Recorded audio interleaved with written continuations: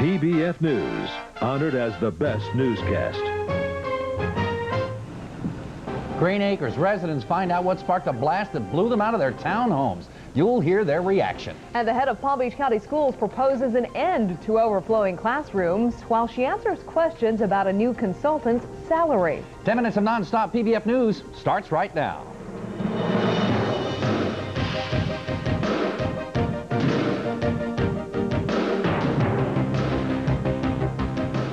This is PBF News Now. I'm Jim Jackson. And I'm Melanie O'Connor. Thank you for joining us. Breaking news to bring you tonight. A gruesome find in Glades County has ties to our area. The details are still coming in on this one, but here's a look at what we know right now. Police got a tip that there was a body in a shallow grave in the small town of Palmdale. That's near Clewiston.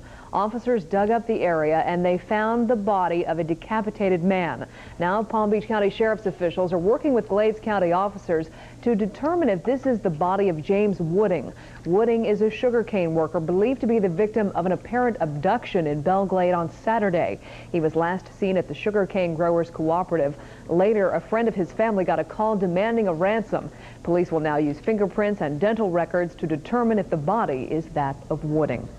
Investigators now know what sparked a mysterious blast in Green Acres that left 4 families homeless.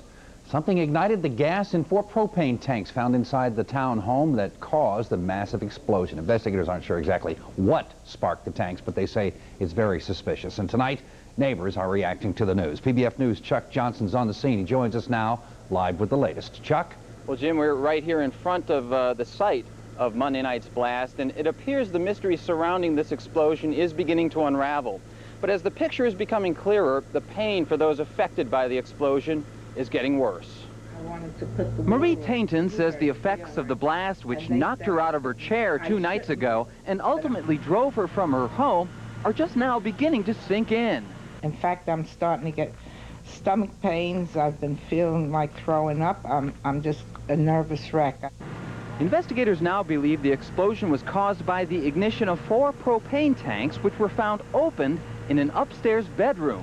While they continue to sift through rubble trying to find out what sparked the tanks, the person who can possibly shed light on the questions, 41-year-old resident Owen Smith, remains hospitalized in critical condition. Speculation is that the evidence points to a possible suicide attempt by Smith, since he was recently separated from his wife. That's a troubling prospect for Tainton. Or if he wanted to kill himself, he should have gone out in the fields and done it and not involve 3 other families that are put out of their homes, and we don't know for how long. It could be 6 months, it could be a year that we don't have a house. But of course, the attempted suicide theory is just speculation at this point, but investigators do say it was the propane tanks which exploded, but who or what ignited them remains to be seen. Jim? All right, thank you, Chuck. Chuck Johnson live from Green Acres. For one North Palm Beach family, today marks the end of a dream. But for their neighbors, it's a dream come true. Today, rain slowed the progress on a planned demolition of Edgar Ramirez's addition to his house. The county calls the structure unsafe, citing numerous violations that Ramirez has refused to correct. But Ramirez says he spent more than $200,000 on a house that meets all the building codes. He blames his neighbors, who he says are racist. If you speak different or if you look different, you don't belong to the place. Or no matter what you do, they don't want you to do. The neighbors have complained bitterly in the past about derelict cars in the unfinished building and what they say is the generally trashy look of the property. In a letter supporting demolition, Commissioner Karen Marcus calls the building a monstrosity. The raising of the building will continue tomorrow. And as the walls come tumbling down in North Palm Beach, school officials are talking about walls going up on new schools all around Palm Beach County. At a meeting in Boca Raton, School Superintendent Joan Cole told parents what the plans are for the future of education in our area. PBF News' Diana Lynn is at that meeting. She joins us now live, she was at that meeting. Now she's in the newsroom with an update. Diana? Jim, that meeting comes on the very day Governor Lawton Chiles unveils his proposed budget allotting $16 million for Palm Beach County to build new schools. But that's chump change compared to what district officials were talking about spending tonight. They rolled out their 7-year plan to spend an estimated $900 million that would be generated by a proposed 1-cent sales tax. But such big talk of big money raises issues of accountability.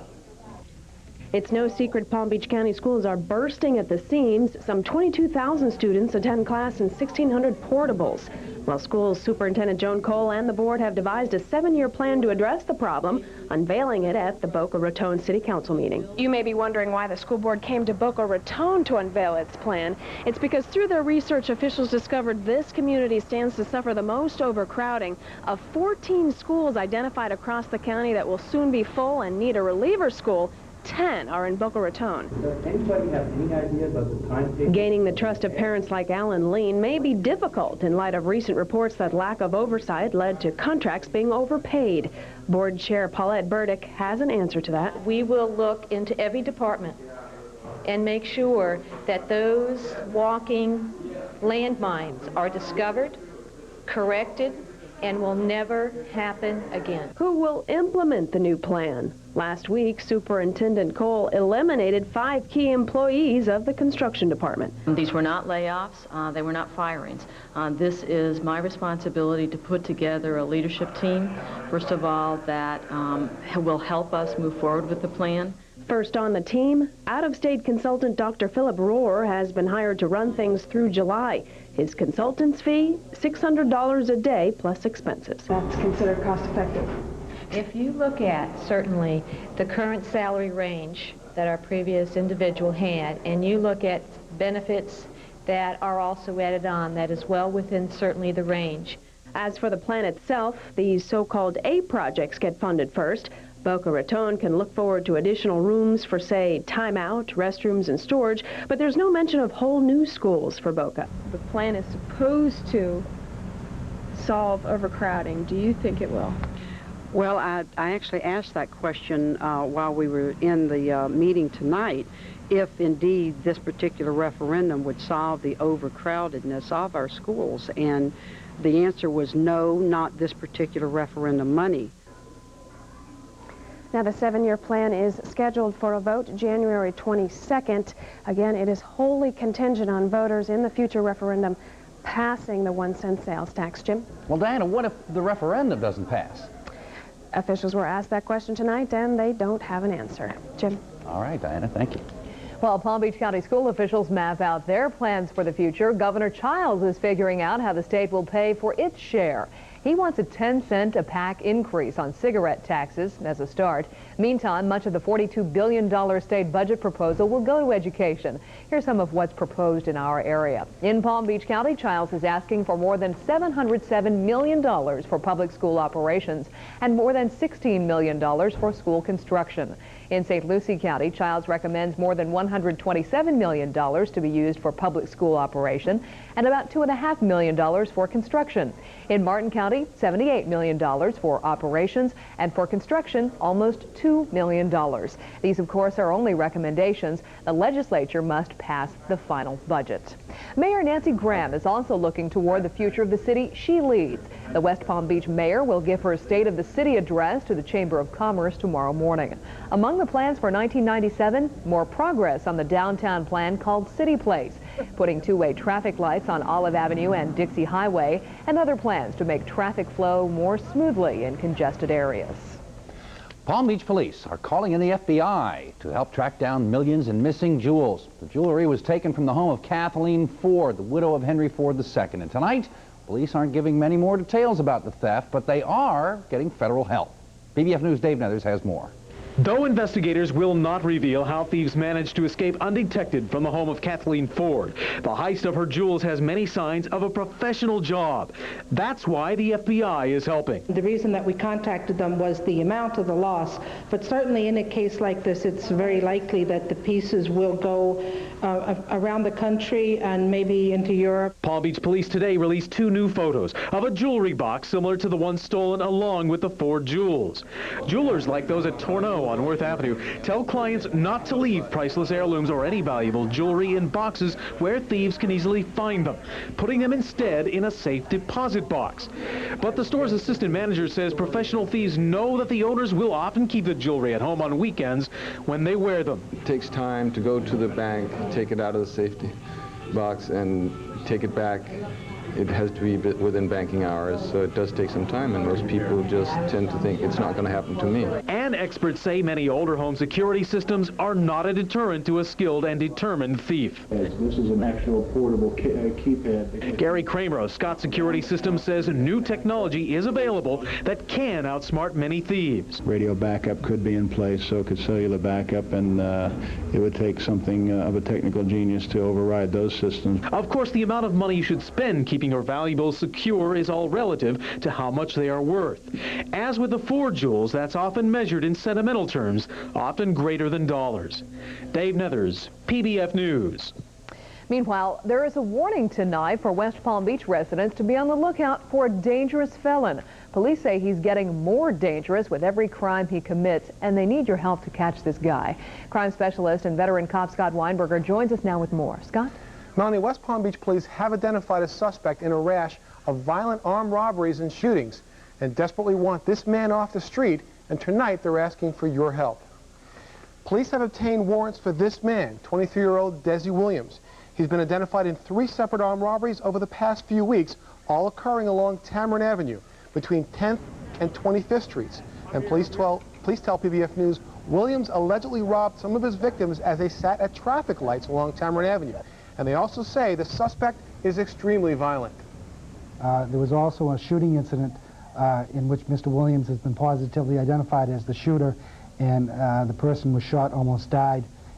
We're also told by West Palm Police Williams is a suspect in a recent shooting on Greenwood Avenue, where a vehicle was sprayed with gunfire. Now, West Palm Police is asking for your help, but they want to let you know this guy is very violent. Don't approach him. If you see him, call West Palm Police or dial 911. Melanie and Jim? All right. Thank you, Scott. A Treasure Coast fitness trainer is facing charges of selling steroids. Indian River County Sheriff's officers say Joseph McNeil was arrested after a suspicious clerk called them about a package McNeil tried to mail.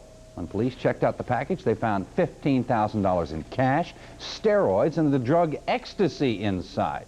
Cops then arrested McNeil at his home, where they found a large amount of illegal narcotics, including steroids and roofies. McNeil is out on bond tonight. 3 Palm Beach County Sheriff's deputies are on paid administrative leave tonight in the wake of a shootout with a suspect late last night. This is where the officers shot 38-year-old Kevin Connell after he began firing at them. The police began chasing Connell after getting a call from neighbors saying he was trying to ram his car into their entry gate. They say Connell refused to drop his gun, and when he aimed, he fired, hitting him. The police fired, and they hit him 3 times. A witness describes the scene. I didn't know what was going on, and I didn't know where to go. I didn't know how to get out of that mess. I knew I didn't want to be in the middle of it. Connell is in Wellington Regional Hospital with wounds to his hand and leg. He's in stable condition. Meantime, his neighbors tell PBF News they're shocked by the charges. They say Connell was never in any trouble before. It will be at least a week before police find out just how a 50-year-old man died while struggling with police. Lake Worth cops were trying to arrest Purdy Hutala after getting calls from neighbors. They say Hutala was breaking windows in the area. When police tried to calm him, he collapsed and died minutes later. Today, the medical examiner performed an autopsy. Results are due in 1 week.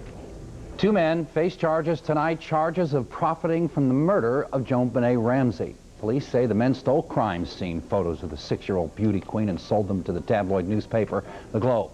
One suspect, Lawrence Smith, worked as a printer at the lab that processed the police photos. He allegedly received $200 from his accomplice, a private investigator named Brett Sawyer. Then Sawyer allegedly sold the pictures to The Globe for $5,300.